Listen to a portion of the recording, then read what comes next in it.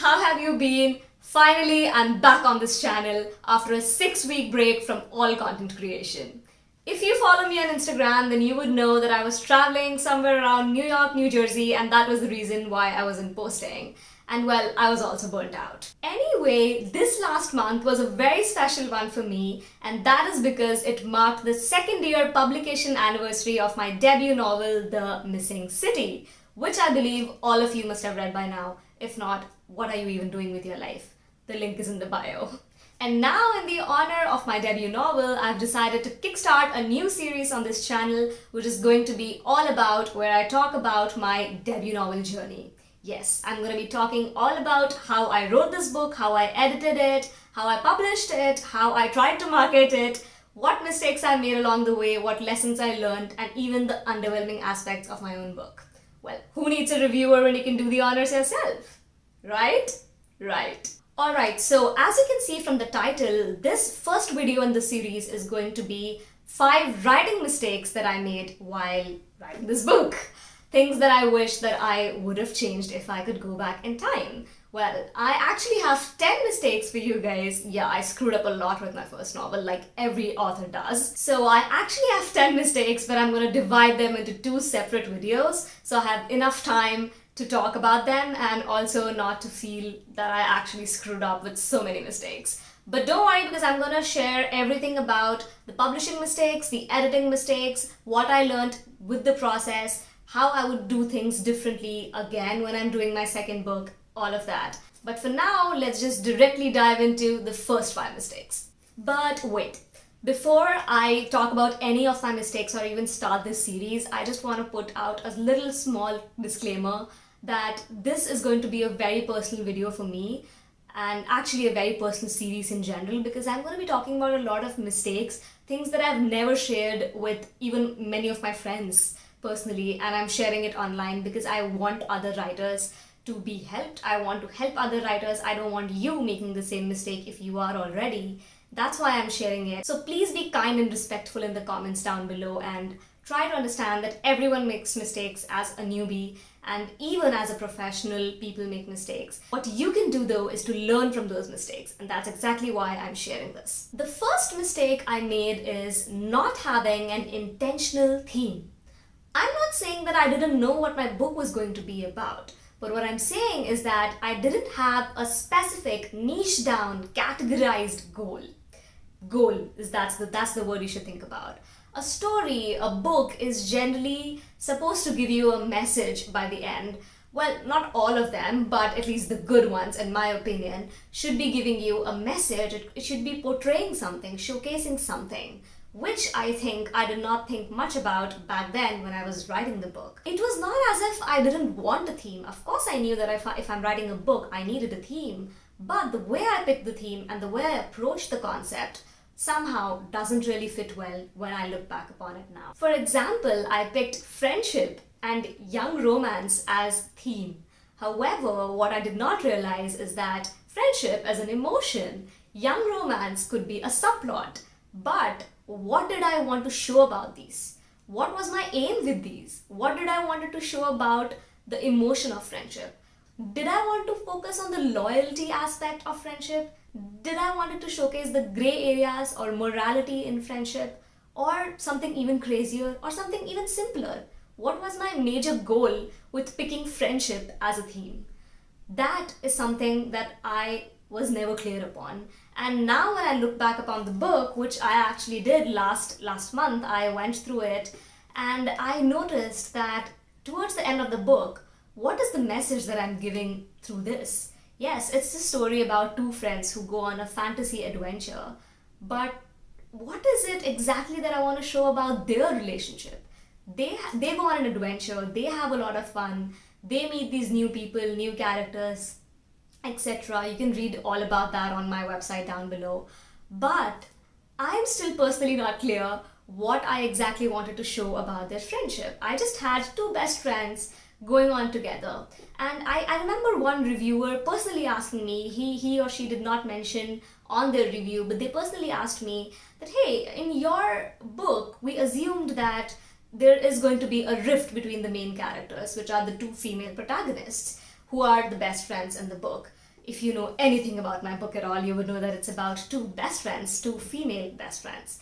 And after this reviewer came up to me and asked me this question that, hey, we expected some kind of a rift between them, something that would showcase what you were trying to showcase. And that's when it kind of clicked me. Last month when I was reviewing the book, I realized that I had made this mistake of not narrowing down the theme to realize what I exactly wanted to portray from the book. Second mistake I made with my little book baby here is not having a proper outline.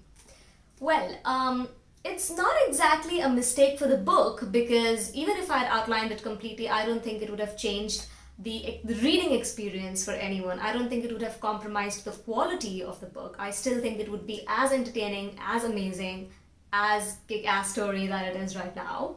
And that's why you should go and read it. I was saying that I wish I had outlined the whole novel at once. How I did it, basically, how I did this one I'm talking about, is I went ahead that I had this idea, I had the beginning and I had the end in my mind. And I just didn't know how to reach, what way I would be taking, what path I would be taking to reach this ending that I was envisioning in my mind. So how I approached it is by outlining 3 to 4 chapters at one go. I had no idea what would happen after 3 chapters. I would outline the 3 chapters, I would write those 3 chapters, and only then I would think about the next 3 chapters. I took about 4 years to write and edit this book, but if I had an outline with me, I would have probably done the same thing in 2 years, or maximum 3, because I was writing it on the side. I was doing a degree, I was doing a full-time course, and then I was doing this thing on the side. A small side note here though, I'm not completely against pantsing around a story, because that is exactly how I wrote this, and I'm gonna make a separate video about how you can pants around a story if that's what you want to do. Right now I'm doing an MFA degree in creative writing, and I know so many authors who are just pantsing around their story, not outlining at all, and still bringing out amazing stories to class. Hence, I want to say that pantsing is not completely out of my dictionary. I still do pantsing. I never outline any of my short stories. I always pants around them. I write them in a way, then I rewrite them, then I rewrite them again, and I keep rewriting them unless I get a version that I love. So that's one reason I'm telling you that pantsing is a proper artistic form and it can be used to write a novel. But in this case, for me, I feel that I could have saved up on a lot of time while writing a novel, especially a fantasy novel which is supposed to have a lot of world building elements, and I could have avoided any loopholes if there are. I know of a few loopholes, but you probably don't because you haven't read the book yet. Anyway, moving on to my next mistake, which is being lazy at world building. Yes, I know I was writing a fantasy book and this should have been at the top of my list, which it was initially. I did know what world I was building. I did have an idea about the magic that it would contain, about all the elements, the creatures, etc. that it would contain. But somewhere down the line, while in the process of writing my first draft, I completely forgot about adding descriptions at certain important stages. I would talk about a castle and not give its description. That was in my first draft. I did that. I seriously cannot stop saying that. I did that. This video is turning into such a big mess. But I'm still going to post it because I made these mistakes. I'm owning up to them. I learned something from them. Oh, by the way, this particular mistake of me being lousy at world building is not in the printed published version. So if you've read the book, you will never find out how I messed up with world building, because luckily for me, my editor caught this mistake during the editing stage and she gave me a quick tap on the head and she was like, hey Srishti, this is a fantasy book and you cannot be lousy at world building. So I went back during my editing stage, I paused the editing, I went back, I reworked upon the book, I added a lot of flesh into the world of the Guardians. Guardians, yes, read the book. So I fleshed out this whole world, I added all of those elements, added a couple more 1,000 words to the book, and then it went for publication. Now my fourth mistake was again something which my editor caught. Oh my god, I'm so thankful to her. Let's come to that. But my fourth mistake was not having distinct character voices. especially for my protagonists. If you know anything about my book, which you should by now, that it is about two female protagonists who go on an adventure. And so each chapter alternates between the perspective of each protagonist. That means in one chapter we have one protagonist, and in the second chapter we have the perspective of the other protagonist, and we keep alternating between both of them. For these two characters, what my editor pointed out during the editing process is that they sounded the same. The narrative from both the perspectives sounded the same. This is something that I had not realized, and I probably would have never realized it, because as an author, you have your own voice, you have an author voice, and you want to keep your author voice separate from the character voice, especially when you're writing in first person. So while you're in the first person, you're inside your character, you're telling the reader what is happening, being the character, which I think I had kind of lost for one character specifically, and I'm gonna come to why that happened in my next mistake. But basically, I realized that in the narrative, in the thought process, in the phrasing, in everything that a character could constitute, both my protagonists were narrating in the same way, and this was a big no-no.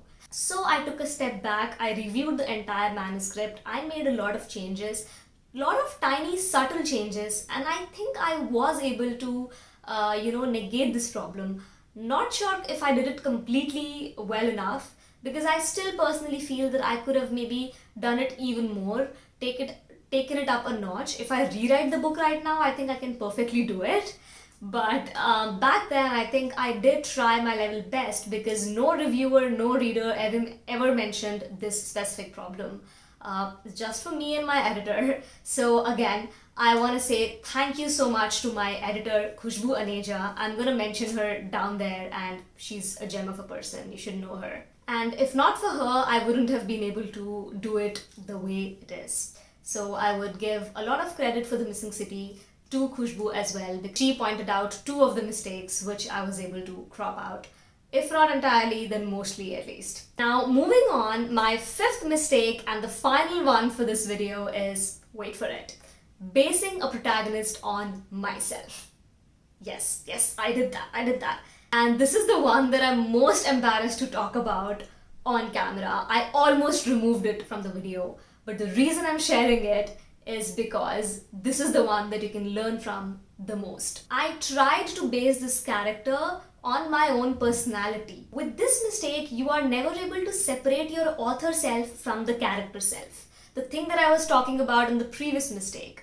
The reason why both of those characters sounded the same is because one among those voices was probably my own author voice being the same as the character voice. Alright guys, thank you for watching this video, and also just so you know, there are 5 more writing mistakes, yes, 5 more that I haven't mentioned in this video, and they are going to be covered in the next video, which is the part 2 of this video. So make sure you hit the subscribe button and ring the notification bell, because there are a lot more mistakes coming your way. Oh, and by the way, since it is the 2nd year anniversary, keep a lookout for any giveaways on my Instagram, which is mentioned on the screen. And that's me guys, Srishti Rathour signing off. See you in the next video. Hope you had fun. Until then, happy writing!